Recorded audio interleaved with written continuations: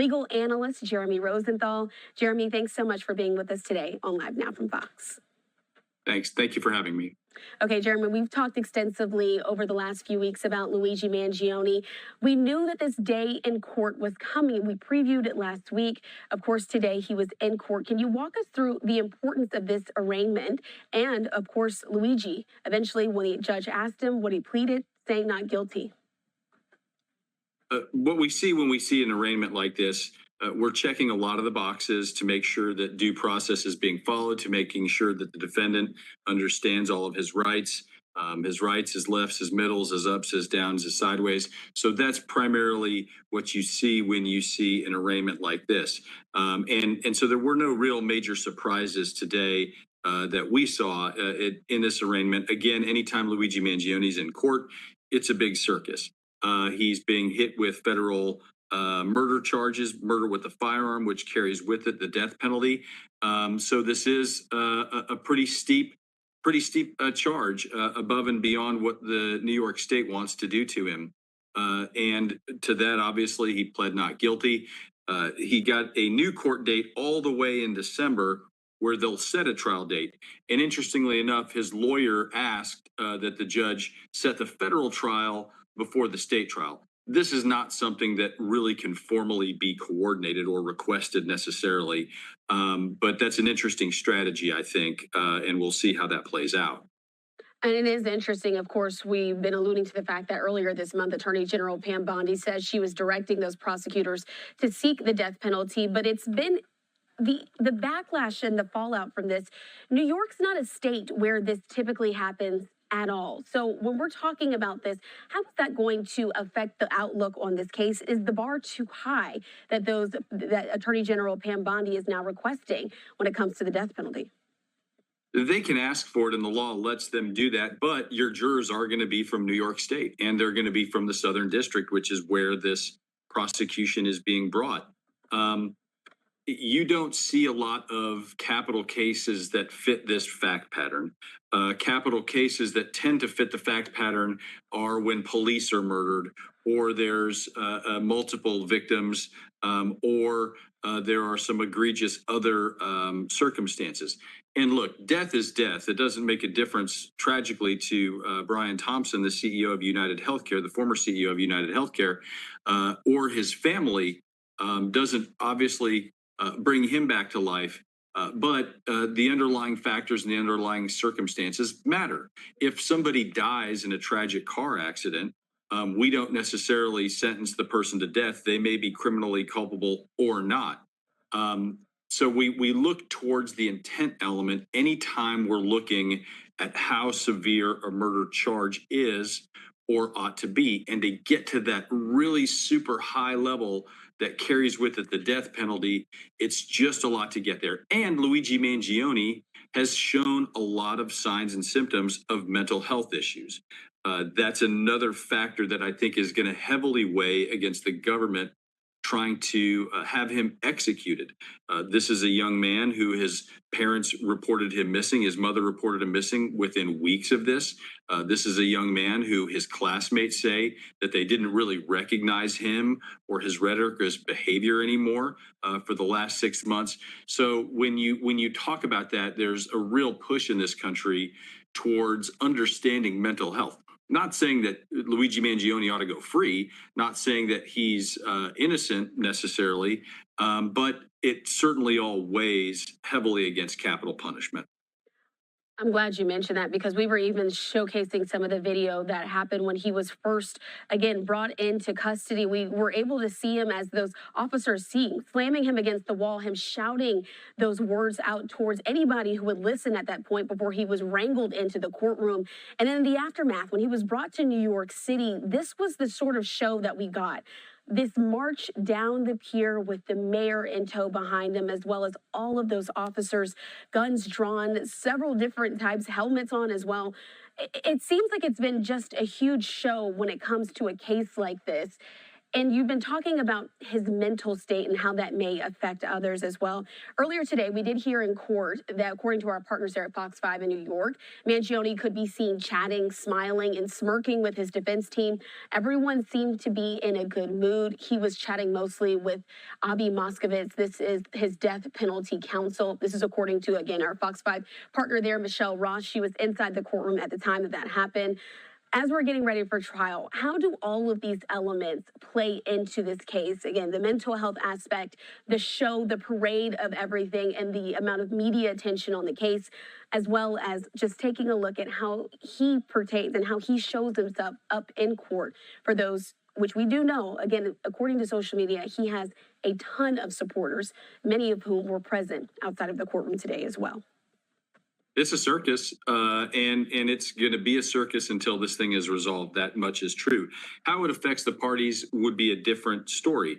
If I'm Luigi Mangione's lawyers, if I'm his defense team, I'm leaning into those shots of everybody and their brother walking him down the pier and arresting him and saying, you know, ladies and gentlemen of the jury, it's good politics to be mean to Luigi Mangione, and everybody wants to score political points at his expense. Even Mayor Eric Adams, who, by the way, is no stranger himself to the federal courthouse.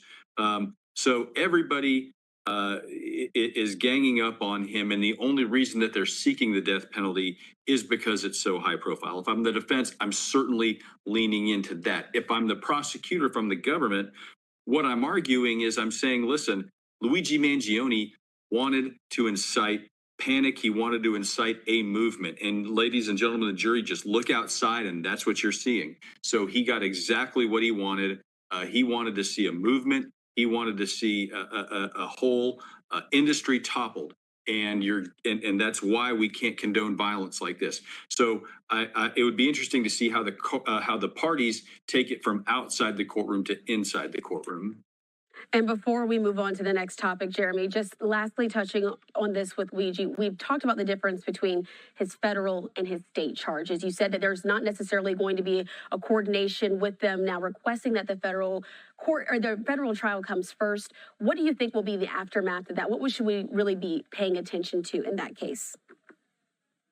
So when it comes to the state and the federal courts and which one's going to go first, there's just a million variables there.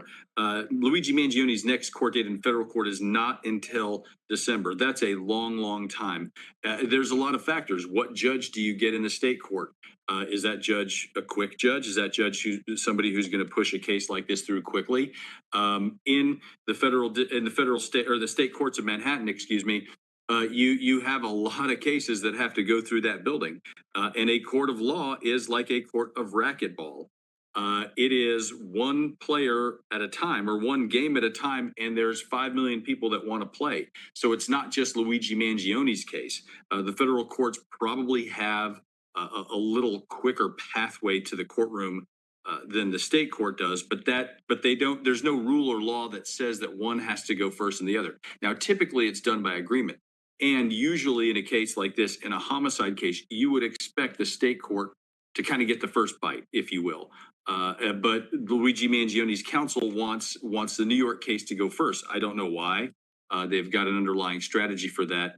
And we'll see kind of how that plays out, and we'll see just how fast that track is in the state court. But it's clear that Mangione and his team want a faster prosecution in the federal court. And my guess is they're probably not all that happy with the December 5th court setting, where they're actually going to decide when in 2026 Luigi Mangione's federal case will be tried.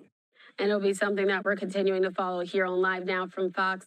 We do want to shift gears here, talking about some of the other headlines coming out of the Big Apple, because it really has been a very busy day. We do know that former disgraced Representative George Santos has now been sentenced as well. This is to over 7 years in prison. He was sobbing as he learned his punishment for the crimes that led to his expulsion from Congress as well. So we do know that Santos pleaded not guilty last summer to federal wire fraud and aggravated identity theft. He appealed for mercy at the time, but again, eventually being sentenced today to 87 months behind bars. Jeremy, what are your thoughts on this? it's been interesting to see a congressperson, someone who was held within high regard in this country, now heading to prison. The bizarre story of George Santos just keeps going. Obviously, he got hit very hard today with a very stiff sentence. This is a man with a past that is quite interesting. He's a man who was indicted on 23 separate counts.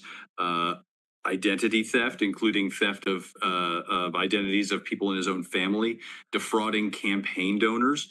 But it didn't start there. He was a guy it's like the sweater that you start pulling the thread on, just one little thread, and you keep pulling and pulling and pulling, and there's simply no end in sight to the deception, to his lies. Certainly somebody who may be pathological as a liar. He claimed that I believe he claimed his mother was in the South Tower when it collapsed on September 11th. Turns out she wasn't even in the United States. This is a man who claimed that his grandparents were Holocaust survivors. That turned out not to be true. So this is a man who has told many hurtful lies and defrauded many people. So obviously, I think the government would probably be pretty happy with this result. And putting this up on the screen, though, we do know that George Santos is expected to report to prison. That date, July 25th. He didn't respond to any reporter questions that were asked outside of the courthouse as we were showing some of that video. But it is interesting to see, speaking in court, the New York Labor Commissioner, Roberta Reardon, did argue that the victims of Santos's crimes even included jobless and struggling New Yorkers. Do you think that this is all a part of the reason that he got hit so hard with some of these fraud charges? Because they're saying these were victims that had no idea and were left worse off while he benefited from that fraud. When the federal government comes after you, they mean business. And when the federal judge hits you like this, obviously they felt like this was a pretty serious case. And George Santos is a guy that, as a federal judge, you can really make an example out of. Obviously, there's a lot of public integrity issues here when you're talking about somebody who is elected to such a prestigious office. And yes, you're always looking at not only the amount of the fraud and the amount of the loss of the fraud, but you're also looking at who was defrauded. When you're talking about people that are particularly vulnerable, senior citizens, people on a fixed income, people who are already impoverished. They don't mint money. They're not a big bank. They're not somebody who's better able to withstand or foresee this type of loss. Certainly, that played a part. You would think in the judge's decision. And before I let you go, Jeremy, I have to talk about what the path forward is now for George Santos, sentenced to prison. Is there any way that he could receive a pardon in this situation to be freed earlier? Of course, we know he's a Republican. He may be looking to President Donald Trump, who's currently in office. Is that a possibility that he could get a get out of jail free card there? It's possible, but I don't know that it's likely. George Santos claims he's not actively seeking one. And you have to remember the Justice Department today is run by Donald Trump. It's run by Pam Bondi. So you would think that if they wanted to show favor to George Santos, that they could have asked for a lesser sentence or done something a little more mitigatory here in nature. So I think you've already got a pretty clear signal that there's no rescue probably coming for George Santos. And if you're Donald Trump, it's a political question whether or not you pardon him. But it's really hard to see the upside of it for Donald Trump. George Santos is not a guy who I think when most people think about him, I don't think that they think in terms that he's a great ally of the president or particularly close to him. Maybe he is, maybe he isn't. But I would be fairly surprised if he got a pardon. Well, it will be something that we're continuing to follow right here on Live Now from Fox. We certainly appreciate, again, legal analyst Jeremy Rosenthal here to help us break down some of those top stories coming out of New York earlier today. We appreciate your time as always. Have a great weekend.